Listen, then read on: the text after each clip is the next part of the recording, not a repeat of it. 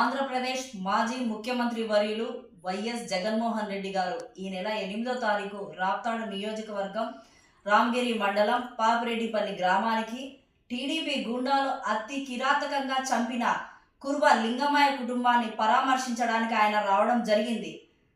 ఆయనకి భద్రత కల్పించడంలో టీడీపీ ప్రభుత్వం పూర్తిగా వైఫల్యం చెందింది.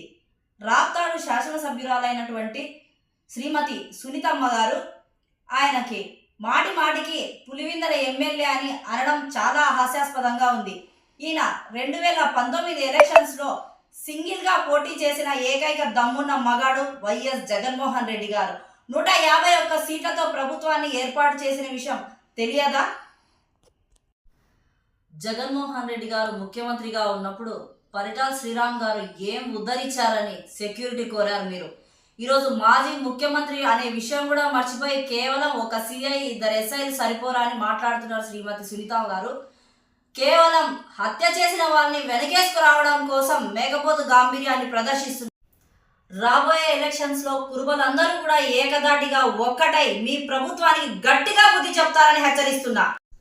రాప్తాడు నియోజకవర్గంలో కురుబలు 60,000 మందికి పైగా ఓటర్లు ఉన్న విషయం అందరికీ తెలిసిందే. ఈరోజు కురుబలతో ఓట్లు వేయించుకొని గద్దెనెక్కి సునీతమ్మ గారు కురుబల్ని హత్య చేసినటువంటి హంతకుల్ని వెనకేసుకోరావడం చాలా బాధాకరం. మీకు కానీ మీ నాయకుడికి కానీ సొంత జెండా లేదు, సొంత ఎజెండా లేదు. మామని వెన్నుపోటు పొడిచి లాక్కున్న పార్టీ కాదా మీది? మీరా మీ నాయకుల వైఎస్ జగన్మోహన్ రెడ్డి గారి గురించి మాట్లాడేది? ఆయన గురించి మాట్లాడే అధికారం మీకు ఎవ్వరికీ లేదు.